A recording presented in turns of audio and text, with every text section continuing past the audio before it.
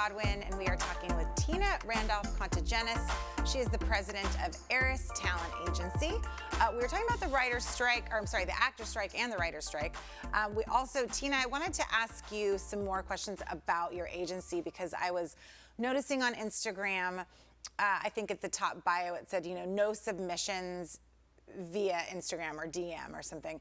And it made me think, what is the landscape of this industry as far as you're concerned, people submitting headshots and people thinking they can become famous by maybe doing some monologues or comedy or singing on the internet.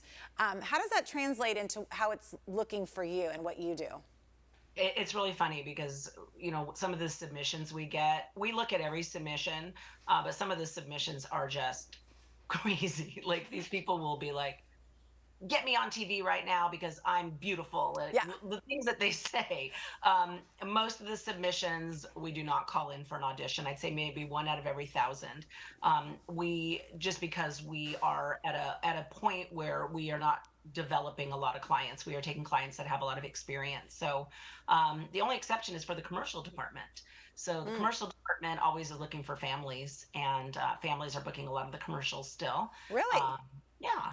So they want actual mother, daughter, husband trio, let's say, or whatever it is. Everything. Oh, wow. Yeah. We have just this week, we have like major brands and sporting companies that have families that are working. So, yeah.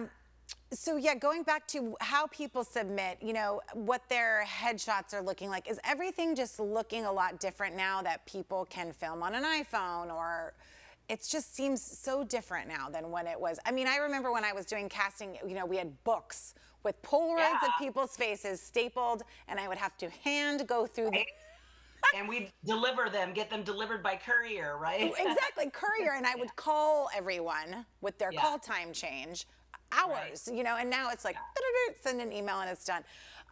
So, what is it, how has it streamlined the process, and, or, what are some of the downfalls and some of the ways it's good for you? Yeah, well, there is a lot more junk to sift through, a lot more. So, that's hard. But in terms of streamline, like, I can work from my home office. We go into the office every week with our team, but we don't have to. We do it because we want to just be around with each other, and we don't get any work done, it feels like, on those days. Totally. Yeah. I mean, I work from home a lot of the time, and sometimes I come in the studio, but then I do feel like I talk too much when I'm here to people and I can't focus. But so that's interesting that there's more that you have to sift through, because more people are probably emboldened and or thinking, hey, Joe Schmo that just did one YouTube video is now making all this money. Are you also finding, speaking of that people think, I should be making this much money right now and I should go to stardom? And like you were saying, I'm good looking, so I should be famous. The mentality is shifted a little bit. I have clients that are like that for sure, especially the ones that are doing really well in social media. And they're on as influencers, not as actors. And if they act, then that's a different category for them. But I have some that are like, oh, I've got 10 million followers. Why am I not booking CSI? Because you're not an actor and you're not good at acting. You're good at talking, and you may be able to book a different type of job. But, people don't generally understand on that side how it doesn't translate. The producers, the casting directors don't put as much weight as you would think on how many followers people have. Oh, that's really interesting, actually. Yeah. That's one of my questions. Because I look at that even with my kids and doing the dance world, and then getting into college. I think, is that something I need to be worrying about, their followers? I don't think it translates. I think, if I'm not mistaken, it does come down to talent. If you're an influencer, that's a different thing. But if you are a creative type, it's going to be your talent versus how many followers you have. Yeah, and think about it for you, Mary, and the reason I'm asking you this, you'll understand. But like, imagine if you get 2 people that are applying, and this one is so much better but doesn't have an Instagram following, and this one isn't very good but has an Instagram following. Like, you're going to choose the one that's better. Right. Well, most of the casting directors, the producers, and the people that are making that decision at the studio level, the network level, are our age. And we didn't grow up with that. So as the times change, it's probably going to be different. But as of right now, talent still is the #1 requirement. And well, hallelujah to that. Now you represent actors and also literary writers. Is that correct? Yeah. Actors, writers, directors, producers. Do you still do musicians as well? We have a few musicians. We have a really up and coming boy band right now that we're all really excited about. Hey, you got a Justin Timberlake in there?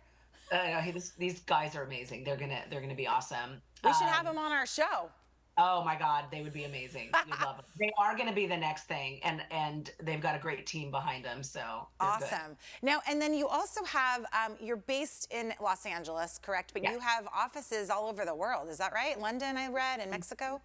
Yeah, we have an office in New York, wow. And that was our second one. We have a footprint in Atlanta. We were going to open our office, but the pandemic hit literally like right when we were going to open it. I did hear that Atlanta is booming with, you know, prior to the strike, booming with filming.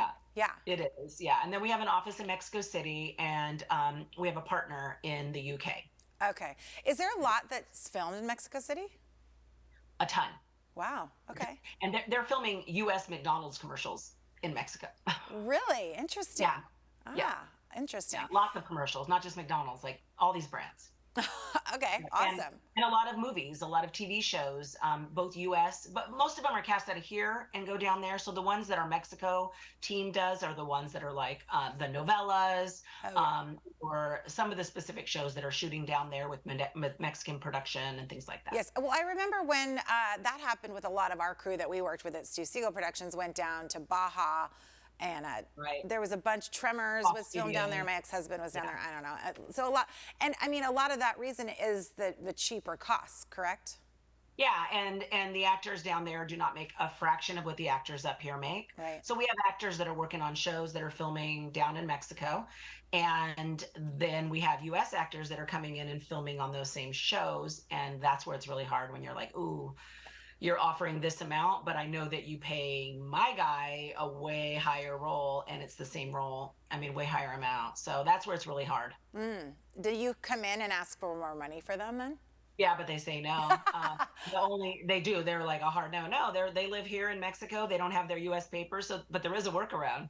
You bring them to the U.S., you get them their visa, and then you bring them back into the show. And we've done it. Okay, smart. Yeah. Okay, so I want to talk about your daughter. So her name is Zoe, correct? Yeah. And she just got cast. Well, I don't know, just. I mean, when was the process? So Asteroid City is the new Wes Anderson movie. And I watched it last night because I knew I was talking with you today. And I've been wanting to watch it because I love Wes Anderson films.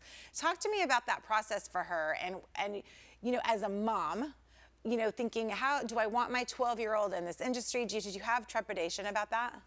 So my 12-year-old is not going to be in this industry, even though she is doing it. There's been a lot of limitations that have been set very early on. She's not going to be on a show.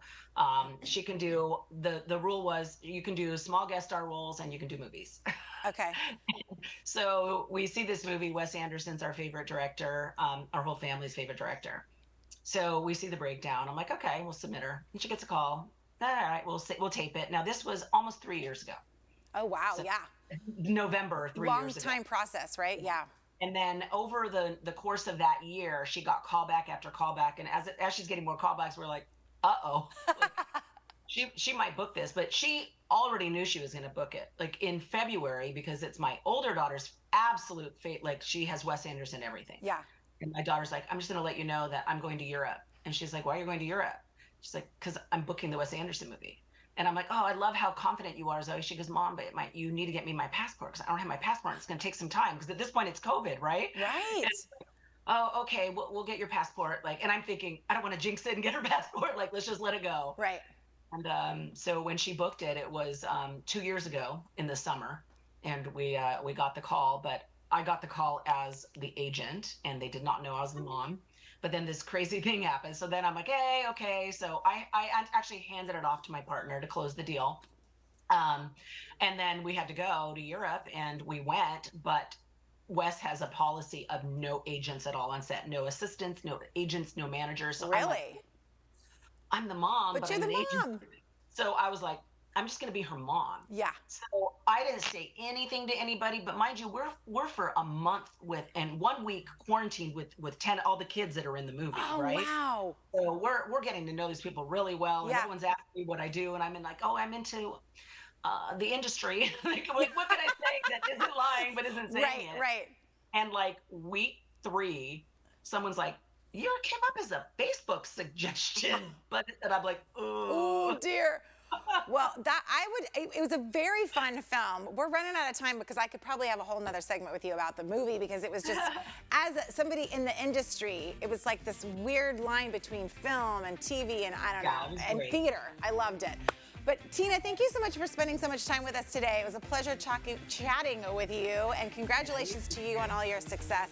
And we're going to be thinking good thoughts for the actors. And will you come back and talk to us again? Anytime." Okay, thank you, Tina. You're watching America Trends, and we'll be right back right after this quick break.